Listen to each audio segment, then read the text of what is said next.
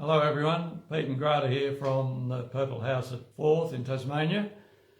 Welcome to our talk, our Tuesday's talk, and today we actually want to point out why our grandmothers and great-grandmothers who lived before the 1950s didn't have hot flushes, or they didn't suffer from the same menopausal problems that us girls do today. So we want to just shine some light on the topic why that is. So Pete, do you want to talk about it? It's probably mainly due to the different oil consumptions that have changed over the years. Back when my grandparents grew up on the farm, they ate all the fat from the animal, and I can remember even scraping out fat from dripping from lamb chops and putting it on thick on toast and eating it that way. Saturated fats from animals was really good fats. Now a lot of the oils have been changed in particularly processed foods. There's a lot of polyunsaturated oils, and as soon as those oils are out of the foods that they were grown in, they're trans fats. They've become trans fats because they've been subjected to heat, light and air. Okay, so trans fats cause damage inside us and hormone disruptors. And so trans fats are like basically all the yellow oils that you see on the supermarket shelf in plastic bottles, or sometimes also in glass bottles, it doesn't matter. So these are the vegetable oils that have been heavily promoted by the industrial company, the agribusiness. The seed growers lost their markets to the paint factories back in the 1950s, when the petrochemical oils took over that market, and they started feeding their seeds and oils to the feedlots or to animals, and they fattened the animals very quickly. And then they also started advertising them as health foods because and it was the biggest lie probably that we've been fed in the last 70 years. They convinced the whole world that saturated fats were bad for us and that we had to be on these polyunsaturated oils, and they've caused lots and lots of illness worldwide. So as Peter said, in the 1950s chemists realized that they could make paints from oils, as in petroleum, out of the ground, and that's when all the vegetable and seed oils was a massive surplus. So the industry started marketing it to humans, already realizing that it actually fattened the cows and the pigs very, very quickly. And so the reason it makes us fat is because it suppresses everything in our body. These oils pretty much suppress your digestion from the word go, and the thyroid as well. So it creates the wrong hormones in your body. They're also immune suppressants. Yeah. So they used it in immune suppressants for people who have had organ transplants. Organ recipients have to be on these vegetable oils, and they're emulsified with water and given intravenously, and it suppresses the immune system. It makes no difference if you take it orally. So these oils, we're talking about sunflower oil, safflower oil, which ones am I forgetting, Pete? Cottonseed oil, rapeseed oil. Palm oil. They're also used, of course, in restaurants. So if you go out a lot for meals. Canola being the worst. Oh yeah, canola oil. That actually the original name for canola is rapeseed oil, right? Originated in Canada, that's why it was called But canola. Rapeseed oil didn't sell very well because of the name, so they changed it to canola, and it looks nice and yellow. You see it in cooking shows. It's the worst thing for your body. So can I just start? So when you eat it, it ends up in your stomach, and it stops you from digesting proteins, and it makes it really hard for your body to produce hydrochloric acid. So that's the first step. Then it it goes into your small intestine and it gobbles up all your enzymes, and enzymes are needed for you to digest your foods, and it kills your good gut bacteria in your tummy as well. And then, I mean, if you eat these oils day in, day out, you're destroying your digestive system, right? And then you destroy all your other systems. So like it glues your heart and arteries, your arteries become hardened. One of the major causes of inflammation of inside the arteries. And then of course, like we started off by talking about menopause. But menopause is just one area where it's really, really showing up because it's creating hot flushes, because it's a powerful hormone disruptor. So your body can't make normal hormones that allow you to breeze through menopause easily. So the way forward is to totally avoid those oils. Pete and I, we also don't even recommend, by the way, that you take fish oil capsules. Can you explain why? Because oil is obtained from fish by a heat process, and it is an omega-3 oil, which is a polyunsaturated oil. So it's as soon as that heat hits the oil, it becomes unstable. It becomes a trans fat. It's rancid. We don't eat butter when it smells rancid, and you can't recognise the rancidness of these oils in bottles in the supermarket, but they are rancid. That means they've oxidized, which means it creates rust in your body. And actually, once you've eaten these oils, they go into your tissues where they sit at body temperature, like 7 degrees, which also creates these oils to go rancid still, so that it's ongoing. And that creates rust in your body. Well, they become trans fats, and trans fats are causing inflammation in your body. Yeah, so they're in all pastry goods, all bakery goods. So like, if you go to a bakery or you buy processed food or biscuits, they're full of that. They're in chips, fish and chips. It's just like across the board in our. In a lot of breads, you read the packets of... People think that canola oil is good for you, like it's proudly displayed. Sometimes even on organic health food products, they'll have safflower oil or sunflower oil. Well, these are your enemies, so just put it back on the shelf, and at home only use butter and coconut oil, which is another really good stable oil for your body. So like, apparently my grandmother, which is my father's mom, they were born late 1800s. They always had this huge tin of coconut oil on their bench, and so my father, he grew up to be super strong and healthy, right? Superman had Pete. Even when I was young, you'd see the fish and chips shops carrying big lumps of lard and dripping and put in the deep fryers. And that's actually good oil for you. It's a stable that's oil. Healthy oil rather than the glug of canola oil. Okay, so so back in history, so like this oil was used for paints, right? So do you want to be eating paint? No, of course you don't. And so then secondly, 20 years after that, in the 1970s, what the next thing started to happen. So they used to always talk about meat and vegetables, and then it became fruit and vegetables, right? And so fruits started to enter the food chain heavily, and fruit drinks as well. So before the 1970s, it wasn't so very. And then it's only about 8 years ago there were scientists discovered that our bodies actually turn fructose, the sugar of fruit, to the same things as those trans fats. Turns it into bad oils. Into bad oils inside us. So it's disrupting our hormone system. It's causing inflammation right through us. Right. So, we can't say this enough, because Pete and I, we used to eat margarine when our kids were little. We thought it was healthy. my parents changed.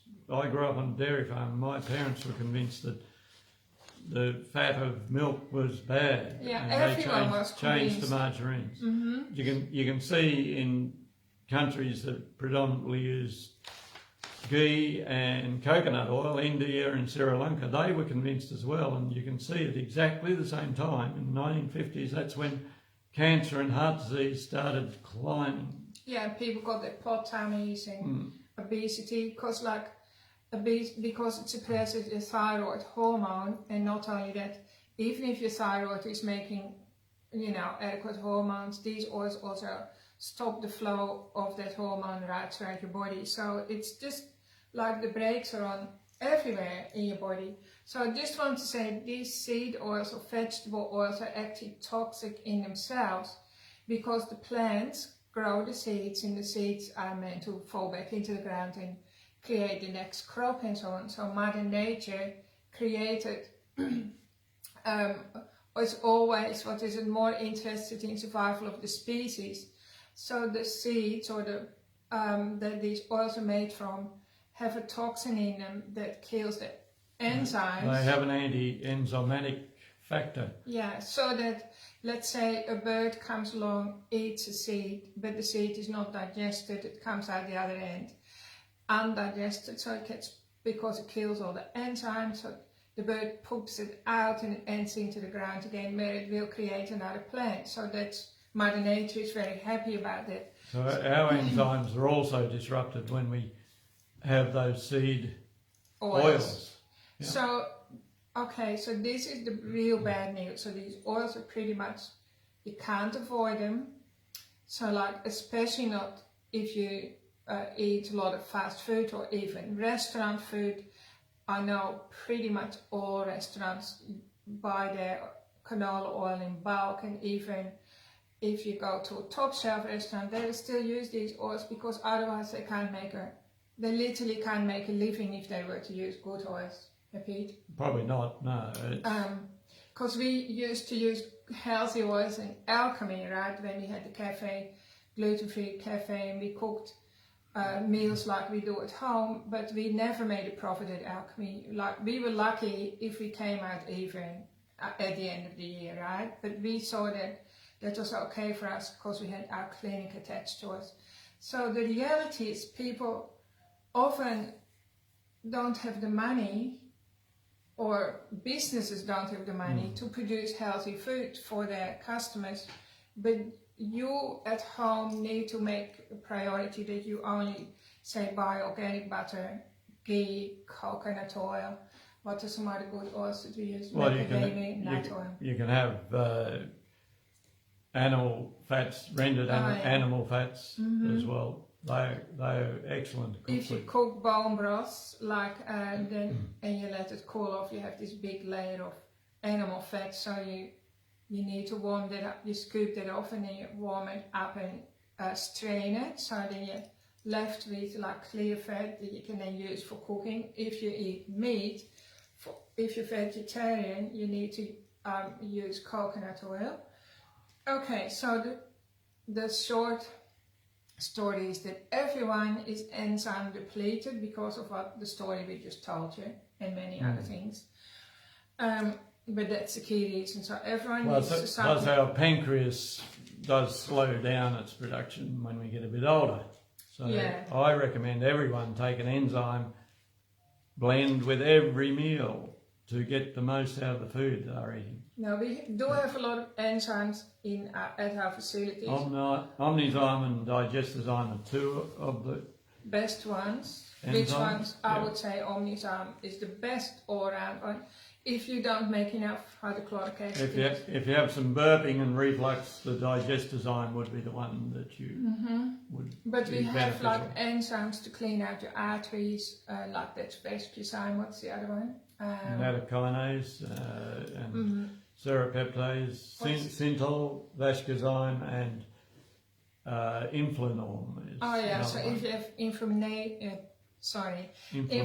in your joints or anywhere else, you need inflanorm. Is so good. I took that for a while to help my back. Like if you have old injury sites, they tend to inflame when you eat the wrong food, so you have too much stress. So you need to supplement with enzymes and lots of it, and then you really turn the clock back. So people think that menopause is something that you have to suffer through, or any kind of hormonal decline. No, if you suffer from hormonal imbalances, you can totally change that, and you can turn the clock back, and you don't need to suffer like everyone else. There's absolutely no. The other thing for hormonal issues is minerals and trace minerals in the form of Himalayan salt. That's the most affordable. Quarter teaspoon for every litre of water you drink, and then have a litre of water for every 30 kilograms of body weight. That will help everything. Everything. It's the bottom rung of foundational. The ladder of health. Yeah. Water and then minerals, of course. Like even if you think of plants, if a plant is dehydrated, you know that the sap isn't moving, right? So, and salt is really great for your hormones, right? So it's a hormone conductor. And then the thyroid has a lot to do with our hormones, and that needs iodine to function properly. And we're not getting any iodine in our diet, none at all. So we really need to be supplementing with that every day of our life. So if you suffer from hair loss, like man or woman, by the way, which seems to be very common at the moment, we think it's a result of everything that's been happening in the last 2 years. So lots of women who their hair is thinning. Well, I had a really good testimonial the other day. Actually, it's my hairdresser, and she was telling me that her hair was incredibly thin, and she's only in her 20s. So I suggested she supplemented with iodine. She is on a good, healthy lifestyle anyway. And she was telling me yesterday she's got like short hair, like 6 weeks old probably, all through her scalp, which is amazing. So your body will actually respond very quickly when you start giving it what it needs, and just lower the toxicity level as much as you can. Like, I mean, you can't live a pristine lifestyle. Ideally you could, but we can't. I mean, the reality is we're living in the world we live in, but you need to support your digestion. So definitely take enzymes, take iodine, and then Peter and I, we also recommend that you take beet flow. That helps the bile flow, so you digest your fats properly, because getting energy from fats is by far the most beneficial better energy source from your good fats. Peter usually eats a lot of cream and butter, and sometimes Pete eats like a packet of butter a day. Half a packet is standard, and sometimes when our grandchildren come and they're thirsty, or they'll say, "Can I have a drink of cream?" And they go to the fridge and they drink half a packet of cream. And I'm happy with that. It's not something they do at home, but I know that they won't be asking me for any food for no, they won't be hungry for a long time. I don't have lollies anyway, so I mean, they probably know that. So they probably think, oh, what can I drink that's nice? The other thing that is really good for hot flushes or hormonal control is maca powder. A known South American root powder.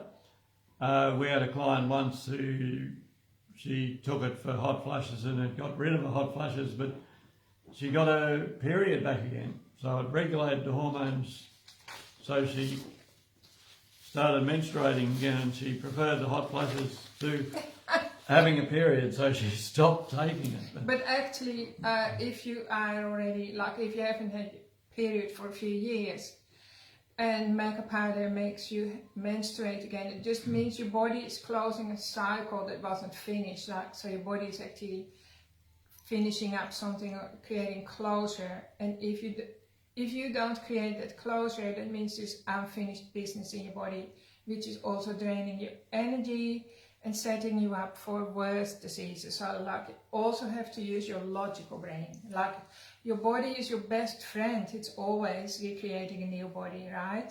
Like every 48 hours you have a new eyeball, and every 6 weeks you have a new liver. And we have to really start to see our bodies as our best friend, not just something that you can like punish, right, or flog or something.